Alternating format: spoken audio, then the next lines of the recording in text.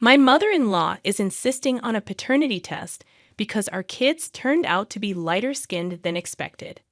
She's accusing me of being a cheater, but I have no desire to take the test just to prove myself to her. To make matters worse, my husband is starting to doubt the situation. It's surreal for me to share this story since I'm usually the one reading about family drama on here. I've always been the reader, not the contributor. However, now the tables have turned, and I find myself seeking advice. So my mother-in-law pushed me into taking a paternity test for my baby, and I'm contemplating revenge. Before delving into the revenge plot, let me provide some context. I'm a nurse, a wife, and a new mom to 1-year-old twins. My husband Dave and I met 3 years ago while studying at the same university. Despite initially being just friends due to other relationships, we eventually became a couple. Our relationship faced challenges, particularly with our parents. My dad had reservations initially, but he warmed up to Dave. On the other hand, my husband's mother, now my mother-in-law, never liked me. Her disapproval stemmed from her colorist views, as she wasn't thrilled that her son chose a dark-skinned woman like me. The relationship with his parents, especially his mother, posed difficulties, but we persevered. Fast forward to the birth of our twins, and things took an unexpected turn. Despite both of us being dark-skinned, the twins emerged with light brown skin, hazel eyes, and a different hair texture. This raised eyebrows and led to doubts about their parentage. Even though I had a normal and comfortable pregnancy, the unusual appearance of our twins sparked suspicion. I assured people that their features would likely settle into a more familiar look over time, given some family mixing on my side. However, as months passed, their hazel eyes persisted, and their light skin showed no signs of darkening. Now I'm grappling with the demand for a paternity test and contemplating how to deal with my mother-in-law's accusations. So, the snarky comments escalated after the first time I heard a blatant accusation. It happened during the twins' 6-month get-together, a family gathering we organized. One of the aunts remarked on how the babies hadn't darkened and now looked more like a milk chocolate mix than a dark chocolate mix, making a clear accusation of infidelity. What bothered me more was my husband's silence, a tacit agreement with the accusations. The accusations continued throughout the function, with family members making similar comments. By the end of the night, I was exhausted and frustrated. My husband chose to leave me to manage the twins as he went off to play games with his cousins. When the babies wouldn't stop crying and I asked for help, my mother-in-law suggested I call my actual baby daddies and stop embarrassing her son. That was the breaking point. A heated argument ensued, and I ended up staying at a friend's that night. The arguments persisted, and whenever I was around the family, my mother-in-law made sure her suspicions were heard loud and clear, regardless of the audience. This went on for a month before she began pressuring me to get a paternity test, which I adamantly refused. I thought she'd eventually drop the issue, but it only intensified. Frustrated, I confronted my husband, hoping he would deal with his mother. To my dismay, he sided with her, insisting I take the paternity test. When I refused, he threatened divorce and kicked me out. It was a devastating blow, equivalent to him accusing me of infidelity. Reluctantly, I agreed to the paternity test. On the day of the results, my mother-in-law invited the entire family over, seemingly eager to witness my embarrassment. However, when my husband saw the results, the embarrassment shifted to her. The undeniable proof confirmed that the twins were indeed ours, exposing her as a paranoid mother who took out her issues with me on the grandchildren. While I felt a hint of smug satisfaction, the fact that my husband needed a piece of paper to prove my fidelity lingered in my mind, making it challenging to genuinely appreciate the victory. So I had to leave. It was necessary to stay with a friend for a few weeks, explaining to my husband that I needed space. He clearly wasn't thrilled about it, realizing the gravity of his actions. However, I made it clear that it was either that or divorce. I needed time until I could look at his face without a hint of resentment for not believing me enough. Once I felt ready to return home, things resumed to our routine, but I was never fully and truly present as I once was. The almost non-existent libido served as undeniable proof of the lingering unease.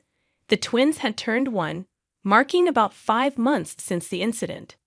Recently, something happened, and I'm uncertain if I'm making the right decision. My husband had a work-related accident last month, losing a significant amount of blood. It was a scare I hadn't prepared for, and despite the betrayal, the thought of losing him terrified me. Upon learning that he was otherwise okay and only needed a blood transfusion, I thought everything would be fine. However, my shock deepened when I discovered that neither of his parents had his blood type. His mother, Mathis, was type A, and father-in-law, Kevin, with type AB, while my husband, Dave, was type O. For those unfamiliar with blood types, an A or AB parent should not result in an O-type child. The child should have an A or B blood type. This raised suspicions, especially when Chris, a family friend, offered to donate and turned out to have O blood. Chris, despite being a brown-skinned black man, came from interracial parents, making it plausible for him to be my husband's biological father. This could explain the biracial genes that might have mixed with my own diverse gene pool, contributing to our kids' unique attributes. Despite the initial desire to resist snooping, the need to address the unnecessary rift in my marriage prompted me to investigate. I confirmed my suspicions, and 6 days ago, I decided to take the next step. As I was taking care of lunch for my recovering husband, Mavis, my mother-in-law, walked in, sparking an argument. She criticized me for not having prepared the lunch earlier, conveniently overlooking the fact that she delayed things while shopping for the necessary items. This encounter fueled my determination to uncover the truth. So after that humiliating encounter, I reached a breaking point.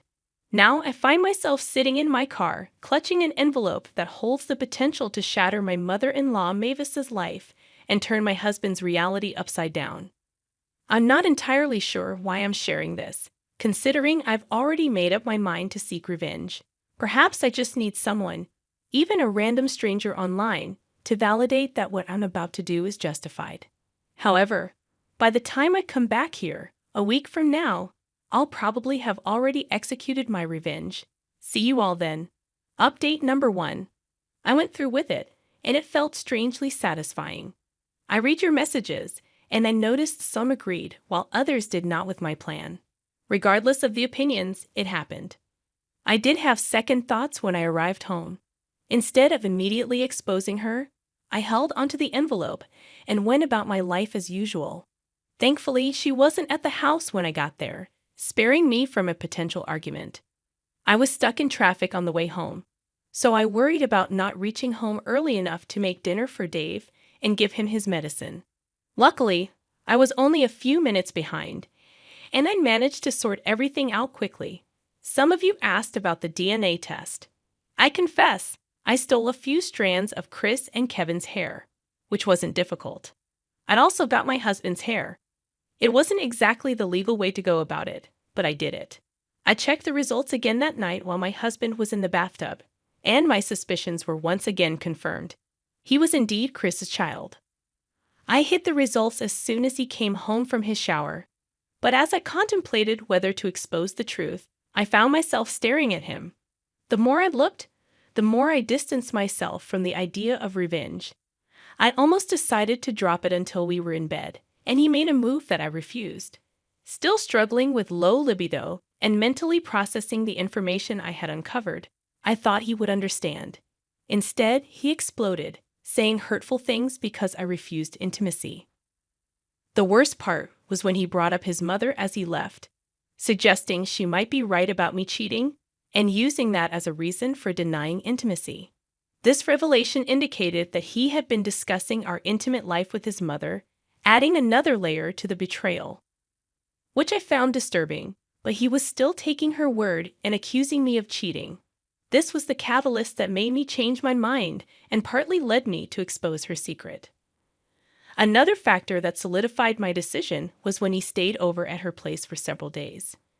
When he returned home, I found one of the dress shirts he unpacked from his luggage, and had makeup stains clearly of a different shade than any of the women in our family. I chose not to confront him at that moment because it wouldn't make sense. Instead, I quietly plotted and waited for the perfect opportunity, which presented itself today. A cousin of Mavis had a baby shower and a gender reveal party, providing the ideal setting as the entire family was present. I patiently waited until right after the gender reveal and sent a photo of the 2 DNA tests to my father-in-law Kevin's phone. It didn't take him long to explode, storming through the back doors likely from the kitchen, and then confronting Mavis by throwing the phone in her face, demanding an explanation. The entire party turned their attention to the commotion, with some men moving towards Kevin, concerned that he might resort to violence. Although I was sure he wouldn't hit her, I stepped back and watched everything unfold. Mavis's initial confusion quickly faded as she saw the contents of the phone. Normally adept at lying and acting, her face betrayed the truth. Kevin didn't need words to know that whatever the picture showed was not a lie. He erupted into shouts and curses. It didn't take long for the entire party to learn that she was an absolute cheater. Chris tried to calm the situation, but Kevin, fueled by anger, directed his violence towards him first. The scene was chaotic, and I maintained an appropriately shocked expression to avoid suspicion, even though I had the urge to burst into laughter. My husband also jumped into the fray, resulting in him getting hit in the face and reopening his injury. While I should have felt sorry, given what he had done and said, I couldn't help but feel that he deserved it. After dedicating years to him, he chose to listen to his mother and accused me of the worst possible thing. The discovery of the makeup stain, clearly not matching any family members, made it evident that he was also cheating. I wouldn't be surprised if he took advice from Mama Dearest and did just that. She had always made it clear that he should have chosen a white woman, claiming his life would have been easier. Anyway, nobody wanted to involve the police because all those involved were black, specifically black men. The family had to physically intervene to separate the group. However, with Chris's ego bruised from getting beaten up and a bit intoxicated, he resorted to verbal violence and blurted out the entire twisted history of how it all went down. Here's the breakdown. Kevin grew up wealthy, while Chris grew up financially strained. They met in high school, and despite Chris' initial jealousy, he recognized that Kevin held the key to numerous opportunities. They became close, sharing similar tastes in women. Enter Mavis, who, of course, went for the one with more financial stability, Kevin. They dated, but all the while, Mavis secretly desired Chris, as she sought the mixed-race aspect. Kevin was fully dark-skinned, while Chris had a smoother brown complexion, not entirely light-skinned but enough to indicate a mix of races. They carried on a clandestine affair while Mavis got pregnant. They schemed that if the baby looked enough like Kevin, they could claim him as the father and enjoy the benefits of Kevin's opportunities. If not, they would have to say goodbye to those advantages and try to make it work. Luck seemed to be on their side, as the baby looked just like Kevin, securing their access to opportunities. Kevin, unknowingly, married Mavis and helped his best friend Chris build his own business, achieving their respective desires. While I felt sympathy for Kevin during this revelation, it wasn't expressed elegantly, but I've put it into words for you. Kevin nearly lost control after learning the truth, but his family intervened, carrying him away to prevent further damage. Mavis, in the meantime, was visibly distraught, knowing that Chris was already married with a family of his own. After these revelations, we headed back home. I had to drive and put the babies in their car seats, since my husband was a mess throughout the journey. I didn't bother trying to talk to him when we got home. Eventually, as the evening wore on, he dressed and left home without uttering a word to me. Here I am now in bed, typing this and watching to see how everything unfolds. If there are any significant changes, I'll update you all. Updates. So Kevin is filing for divorce and initially considered pursuing a lawsuit for paternity fraud against Mavis. However, he decided against it and proposed a different deal. In this new arrangement, Mavis would sign away any rights to half of Kevin's assets, And, in return, Kevin would forgo pursuing a legal case against her. Mathis, however, has been making it difficult for Mavis to agree to this deal. If she signs, she would be giving up a substantial amount, including a luxurious lifestyle and a sizable house. With only a few thousand in her savings, signing away her rights would leave her unable to maintain her current lifestyle. The situation is complicated by the fact that she can't rely on Chris, who is dealing with issues in his own marriage as their secrets unravel. It was discovered that Chris and Mavis were still involved even after she got married, coinciding with the time Chris met his current wife. As for my husband's reaction to all this, he's been heavily drinking and ignoring me when I try to talk to him. I wonder if he suspects I played a role in this, but at the same time, I don't care much. He has come home with similar makeup stains from the last time, and I'm just observing how things unfold. If his work is significantly affected, I might step in, as I don't want my children to grow up without their dad, or with an alcoholic father. I'll update you all whenever the next event unfolds. Some of you seem quite invested, making the situation more amusing. See you until next time. Update number 3, final update. A lot has happened since the previous update. In the battle between Kevin and Mavis over her signing away her rights to half his assets or facing a paternity fraud lawsuit, Kevin emerged victorious. It was discovered that Mavis couldn't afford strong enough lawyers for the case, and the one she consulted flat out told her she had no chance of winning. Eventually, she signed away everything. The eviction that followed was swift and ruthless. Kevin gave her minimal time, and as soon as it was up, he had people ensuring she left. My husband, easily convinced to let her live with us, worsened our already failing marriage. His mother's behavior escalated from bad to tyrannical, and I felt like a prisoner in my own home. Over the last few weeks, I've stayed at friends, hotels, and motels on many nights with the twins.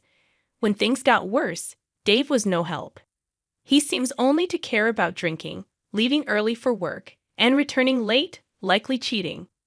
He's also started neglecting not only me but also the kids. I attempted to address the issue with him multiple times, even leading to arguments. In the midst of one argument, he said hurtful things, including calling me an annoying chick and expressing regret for not listening to his mother's advice to find a white woman. After that, I concluded that divorce was the best option, and I started preparing for it.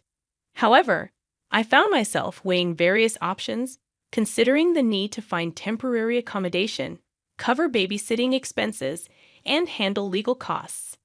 A few weeks later, I had another argument with Dave, and during my absence, my mother-in-law discovered the hidden DNA test results. When I returned home, a heated argument ensued, revealing that Dave had been part of the plan to maintain the facade for financial gain. Their scheme involved inheriting Kevin's construction company, a $1 million business. My attempt to defend myself led to physical violence, and the police were swiftly involved. Dave spent a night in jail, and Mathis had to arrange his bail. Kevin, learning about the situation, reached out to help me with the case against Dave. He not only assisted me, but also supported me in obtaining child support and securing the house where Mavis had been living. Mavis, attempting to threaten me, faced charges of assault. With evidence of Dave's violent behavior and increased alcohol consumption, I gained control of the custodial arrangements for the children. In the aftermath, I decided to sell the house and purchase an apartment in a secure location. This move was to safeguard against any potential threats from Dave or Mavis. Despite their chaotic lives, I wanted to ensure the well-being of my children. I appreciate those who followed this roller coaster journey, and I invite you to share your thoughts or similar experiences in the comments. If you're new to the channel, I'm Mr. Reddito, and I share stories daily. Feel free to subscribe and like the video. See you in the next one. I found myself unemployed, prompting me to turn to my stepmother for assistance. To my dismay, she responded with laughter, dismissing me as useless. However, she seemed to have overlooked a crucial detail. I held the reins in this dynamic. Despite my initial reluctance to share this story, the twists of life led me to this throwaway account where I could vent my frustrations, anger, and disappointment. Allow me to set the stage for a better understanding of my situation. I had a thriving career at a major magazine company, affording me a comfortable lifestyle that I had always aspired to. My father, a dedicated worker, instilled the value of hard work in me.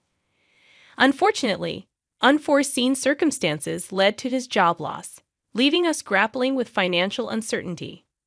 Enter my stepmother, with whom I maintained an on and off relationship. One might assume that, given my father's unemployment, she would step up. However, that assumption proved incorrect. Accustomed to a life of homemaking, she had been granted this luxury by my father, who believed his income sufficed. The blame lay with him for fostering this mindset. In an effort to support them, I took on the financial burden, covering their rent, groceries, and other essentials. I even secured a personal assistant position for my stepmother at my workplace, hoping to ease the strain. As she settled into her new role, life took an unexpected turn, prompting me to share my story here. Fast forward to a day at the office, engrossed in writing an article, when my stepmother, wearing an uncharacteristic smile, entered. Despite her infrequent displays of joy, she proposed a lunch outing, citing our lack of shared meals since her employment. While perplexed, I agreed, only to have my colleague Jane express concern about the unusual invitation. As we sat down at a nearby restaurant, engaging in small talk, my stepmother's motive came to light. She thanked me genuinely for securing her job, a gesture I had never anticipated from her. The unexpected turn continued as she expressed a desire to improve our relationship, acknowledging her past behavior and lack of maternal instinct.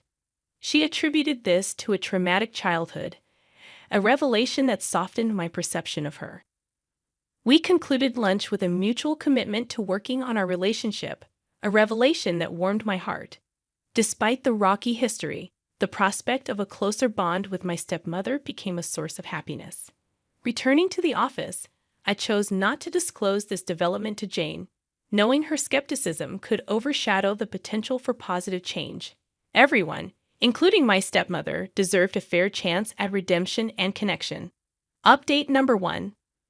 My life currently resembles a roller coaster, with everything seemingly falling apart. I question whether I can even fix the chaos unfolding.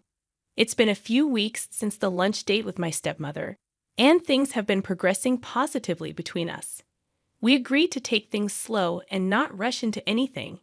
However, as I sit in my office engrossed in proofreading one of my articles, an unexpected storm hits. My usually cheerful supervisor walks in looking agitated, a stark departure from his typical jolly demeanor. Sensing something is amiss, I inquire about his mood. He responds with a raised eyebrow and a heavy sigh. As he sits across from me, the tension in the room intensifies. He gazes at me, disappointment etched on his face, and proceeds to express his profound disappointment. Confused and trying to grasp the situation, I'm handed a stack of documents. Scanning through them, I discover there was a crucial meeting last weekend, mandatory for all journalists at the company. Strangely, I never received any communication about this meeting. My supervisor chastises me for missing such a vital event, deeming it unprofessional and indicative of my complacency. Despite my protestations and assurance that I was unaware of the meeting, he accuses me of not taking my job seriously. The bombshell drops when he declares that I'm no longer employed, citing my recent promotion as a mistake. Shocked and fighting back tears, I defend myself, emphasizing my dedication over the past 5 years. It's a stark contrast to the impeccable record I've maintained. Nevertheless, he remains resolute, demanding my departure within the next 10 minutes, threatening to involve security if I resist. Update number 2. As I hastily pack my belongings, emotions run high. The unfairness of losing my job without a chance to explain or defend myself weighs heavily. In my car, the tears finally flow as I grapple with the reality of unemployment. The impact on my ability to support my father and the dashed dreams of a luxury car from my savings further compound the despair. Update number 3. Reflecting on this harsh lesson, I realize I placed unwarranted trust in people. The disappointment of betrayal stings, especially as my stepmother remains conspicuously absent during this challenging time.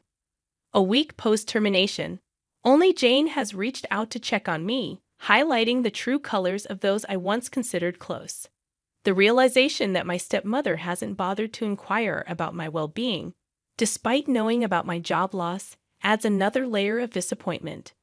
I muster the courage to visit her and my father, only to be met with an indifferent attitude, leaving me questioning the sincerity of her earlier expressions of wanting to work on our relationship.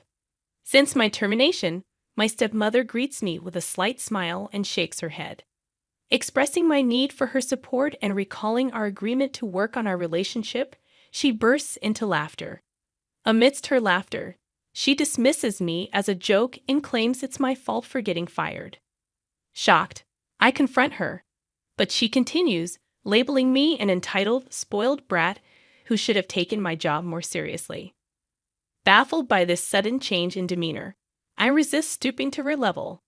I point out the irony of her calling me spoiled while residing in the house I pay rent for.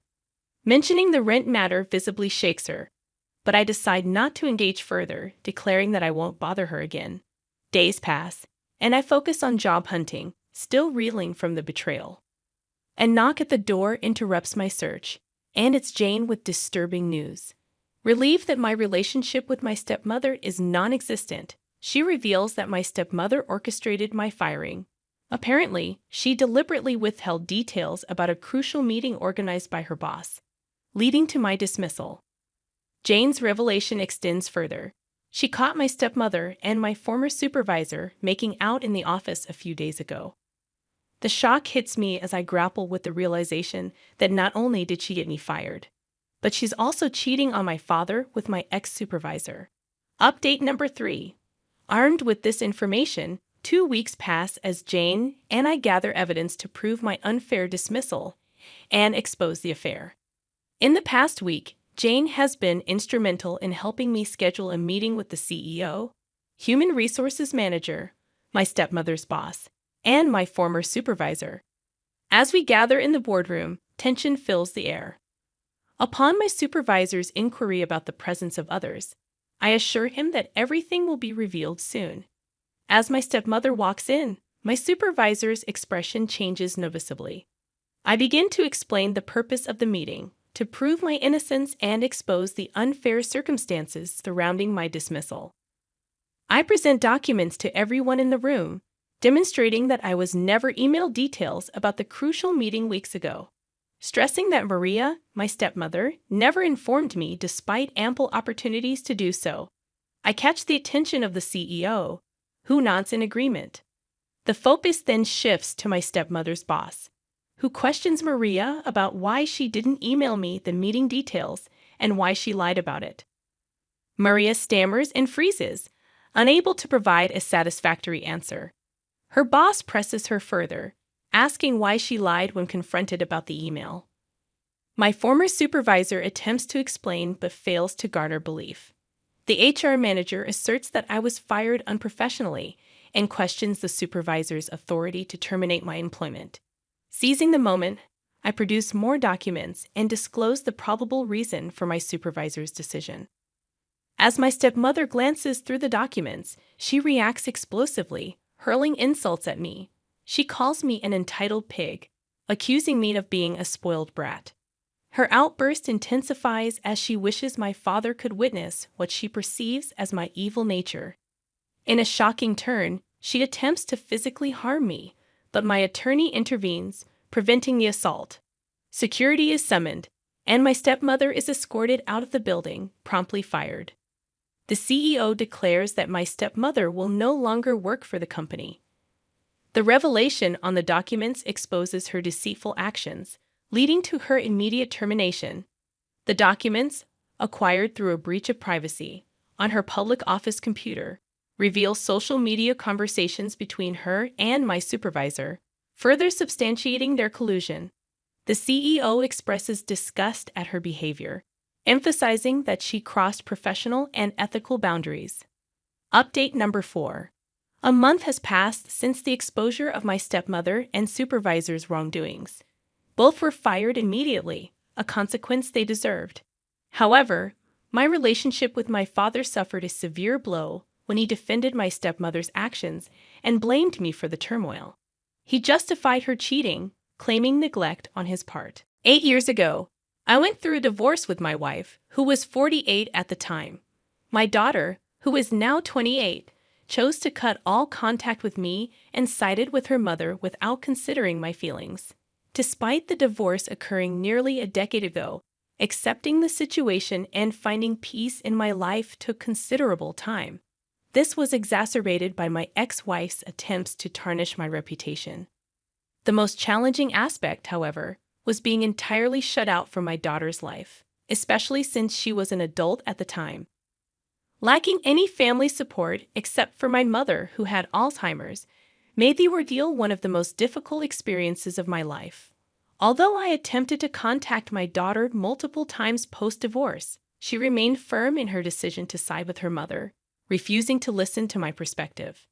At one point, my ex-wife even took legal action, accusing me of harassment if I continued trying to reach out to our daughter. Faced with this threat, I ceased all attempts to reconnect. Over the past 8 years, I focused on caring for my mother and building my career. Despite a few casual relationships, the scars from my divorce have left me hesitant to trust others fully. I acknowledge that my narrative may sound bleak, but this has been my reality for nearly a decade. Recently, my daughter reached out to me, bringing a mix of emotions. I was elated, hoping that she had finally reconsidered her stance on the divorce. This contact was especially comforting because my mother had recently passed away, and I was navigating through the grief alone. A few months after my mother's death, I received a call from an unfamiliar number. On the other end was a woman's voice, introducing herself as my daughter. I hadn't recognized her voice after all these years. She explained that she had learned about her grandmother's passing on Facebook and wanted to check up on me. I was taken aback when my daughter called. I had no idea she kept tabs on me online, finding it sweet. Grateful for the call, I assured her I was doing well and expressed how much I missed her.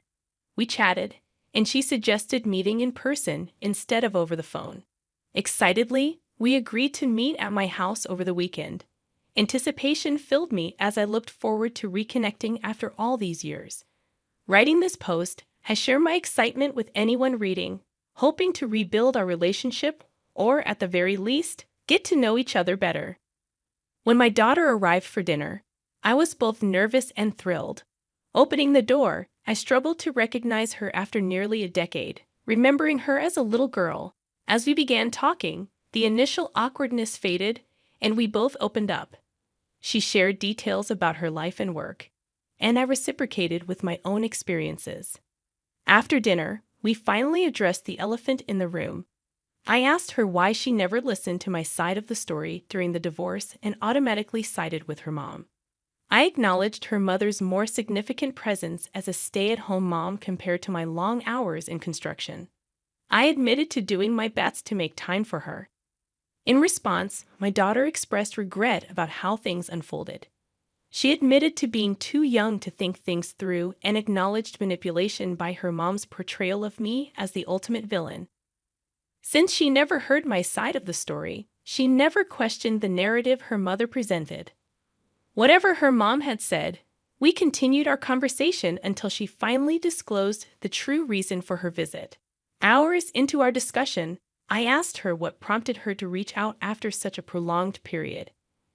There was a moment of discomfort in her expression, and I reassured her that honesty was important. She then admitted to keeping tabs on me through Facebook. When her grandmother passed away, she expected lawyers to contact her about her inheritance.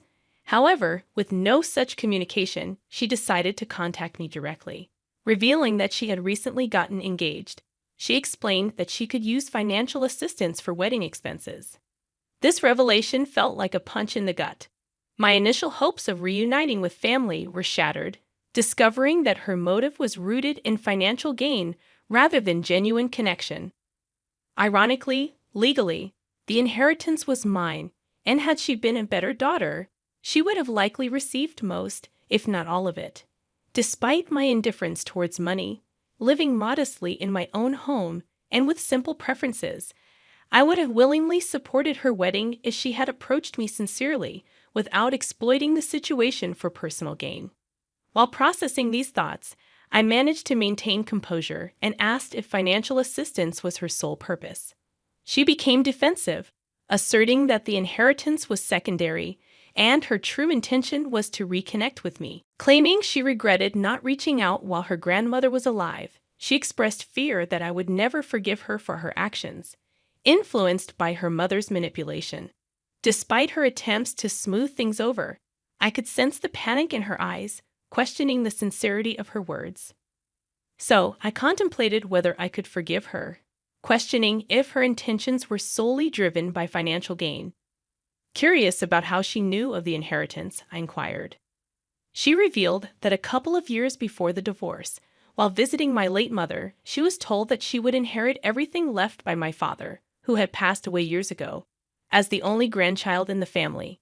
Given the context of a stable marriage at that time, it made sense for my mother to express such sentiments to my daughter. However, the idea of her caring solely about the money and giving me false hope was crushing. Despite my devastation, I concealed my emotions, recognizing that the only way to test her true intentions was to see how she would react if I told her there was no money to inherit. Inquiring about her expectations from the inheritance, she made a reasonable guess, revealing some degree of premeditation. I then informed her that her grandmother had left everything to me years ago, intending to use the money to start a business, and thus I couldn't assist her financially. Instead, I'd offered to contribute my own funds, a few $1,000s, for her wedding expenses. The disappointment on her face confirmed my fears. She expressed appreciation but insisted that, as the only grandchild, she deserved a portion of the inheritance. I stood firm in my decision, and her reaction turned visibly angry. She insisted I reconsider, but I held my ground. That's when she revealed her true colors, echoing her mother's words, labeling me a selfish person, and expressing satisfaction that I was alone in life. I looked at her with barely concealed disgust, hurt by her words but not entirely surprised. I interrupted her, stating that I should have known she was her mother's daughter and that her only reason for reaching out was to ask for a favor. Criticizing her attempt to manipulate me during a time of grief, I found it disgusting, even for someone like her. She tried to say something more, but I laughed in her face, pointing out that if she hadn't blocked me years ago, she would have received my text about her grandmother and likely obtained most, if not all, of the inheritance. This statement had the desired effect. She looked utterly baffled and inquired about my statement.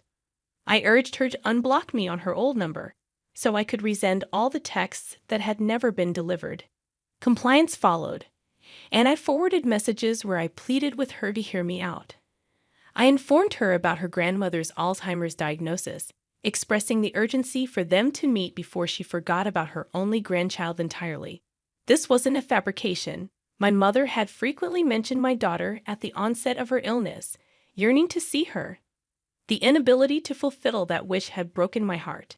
Now, the audacity of this ungrateful child seeking inheritance was astounding. To my daughter's credit, she looked genuinely ashamed after reading those messages. She apologized, acknowledging her lack of understanding during the divorce. However, she argued that her grandma would want her to have her share of the inheritance, and it wasn't fair for me to deny her that. She expressed a genuine desire to rebuild our relationship, but warned that if I chose to be selfish, she wouldn't feel comfortable continuing. In response, I expressed my skepticism, stating that if money played a decisive role for her, maybe a relationship wasn't worth pursuing. Despite wanting to believe her commitment to rebuilding our relationship, I couldn't at that moment. I conceded to considering another chance at our relationship, but made it clear that the inheritance was not up for negotiation. In return, she shot me a look of pure hatred and abruptly left my house, with no attempt from me to stop her. Subsequently, I sought the advice of friends.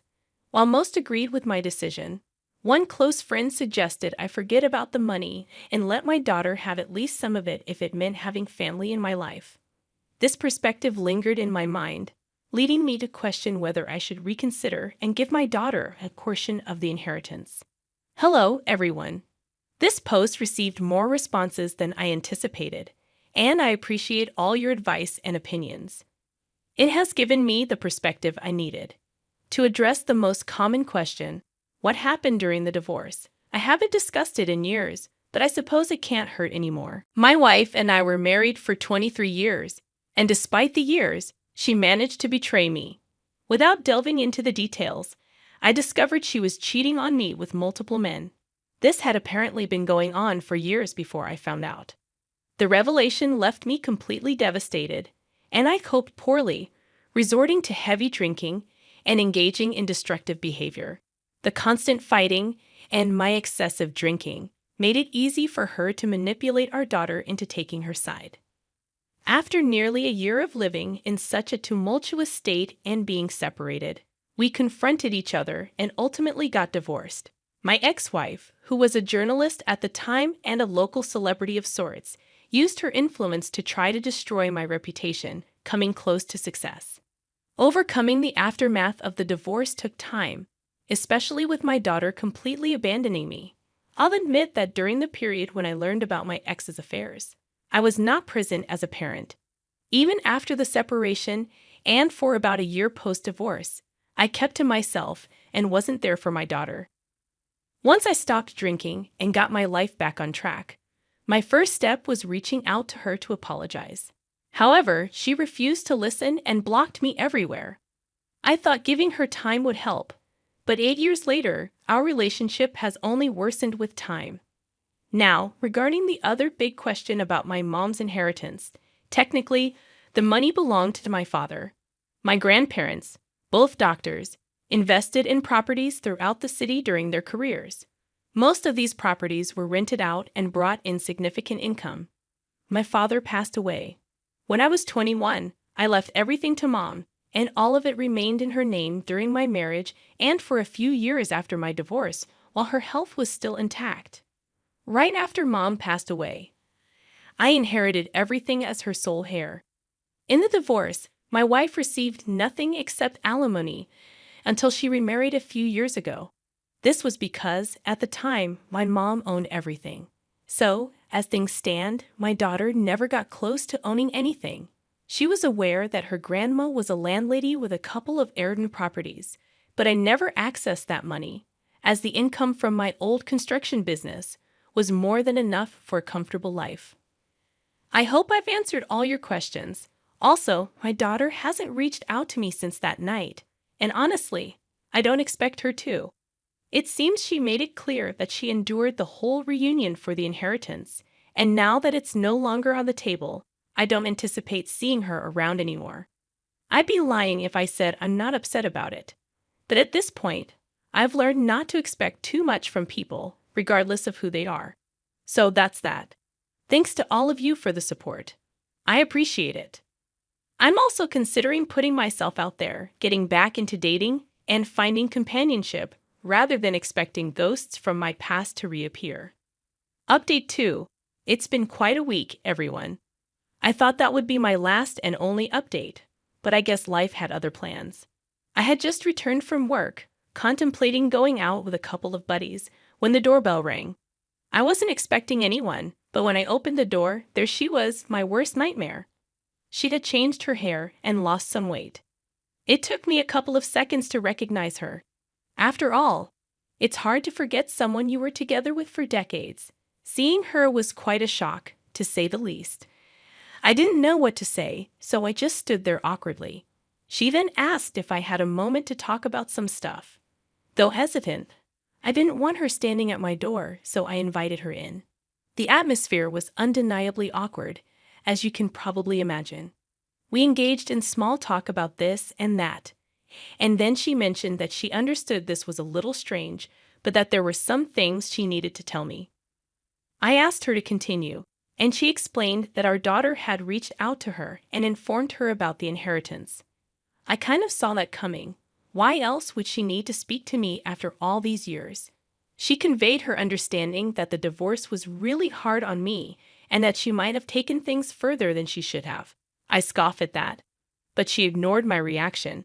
She continued, stating that I shouldn't punish our daughter for what happened between us, parroting some of the same sentiments my daughter had expressed, such as her being very young at the time of the divorce and my inability to be resentful toward her for choosing her mother over me, she went on. I interrupted her at that point, stating that I harbored no resentment toward anyone anymore. Even if I held on to any anger, it wouldn't be directed at our daughter. I expressed my hurt at realizing that after all those years, she only thought of reaching out because there was a possibility of gaining some money from it. I reiterated the same sentiment I shared with my daughter. If they had tried to reconnect earlier with decency, they would have ended up with the inheritance. My ex attempted to offer some sort of defense, but I firmly asserted that my decision was final. If they were just going to go around in circles about this one thing, they were wasting everyone's time. I mentioned having plans, and if there was nothing else to discuss, she should probably leave. She nodded, apologized for bothering me, and left. After she left, I just sat there in disbelief. I never expected to see her again, let alone engage in a conversation in my own home. It was strange, bringing up a lot of old memories that I would rather have left untouched. To shake off the discomfort, I went out with my friends, attempting to forget the unexpected encounter. So yeah, that happened, and I needed to get it off my chest. Thanks for reading along if you're still here. Update 3. Another twist in the story. This afternoon, I was at work when I received a call from my daughter. Initially considering not picking up, curiosity got the best of me, and I answered. I immediately told her that if this was about the inheritance, there was little point in having a conversation. Surprisingly, she claimed it was about something else. Intrigued, I asked her to proceed. She expressed remorse, acknowledging that she should have handled things differently. She apologized, understanding that if I was willing to forgive her and give our relationship another chance, she would be happy to have me at her wedding. This took me aback, to say the least. I questioned her certainty, and she insisted, allowing me time to think about it and let her know if I'd attend. We hung up, leaving me feeling confused. Part of me is overjoyed at the prospect of being at her wedding, but another part can't shake the suspicion that this is merely a ploy to be on my good side and eventually secure the inheritance. Yet, if she's genuine, I don't want to jeopardize the chance to be in her life. If I decline and she doesn't reach out again, I can hardly blame her. I'd appreciate some advice if anyone can help me out. Update 4. After considering the advice, I've decided to attend the wedding. Many of you suggested that it couldn't do any harm, and that makes sense. I don't have to do anything in return for the invitation. I'd simply be a guest, and I'm fine with that.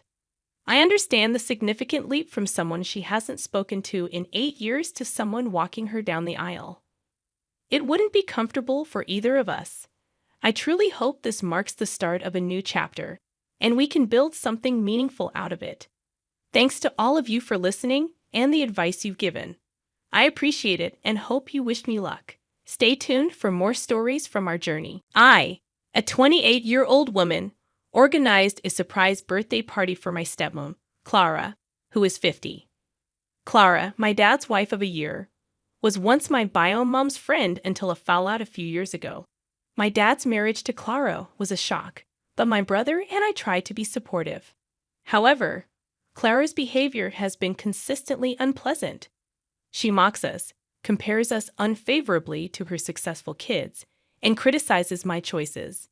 Despite this, I organized an elaborate surprise party for her, paid half in advance, and expected some gratitude. The party turned sour when Clara didn't appreciate the effort, nitpicked everything, and insulted me in front of guests. My dad laughed along, and I couldn't tolerate it. I confronted Clara, pointing out her ingratitude, and left the party.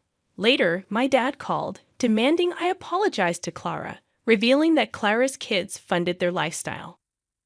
I refused and decided to cut ties with my dad unless Clara apologized. In a twist, Clara unexpectedly apologized, but it turned out they expected me to foot the bill. I blocked them, and the restaurant pressed for payment, threatening my professional reputation.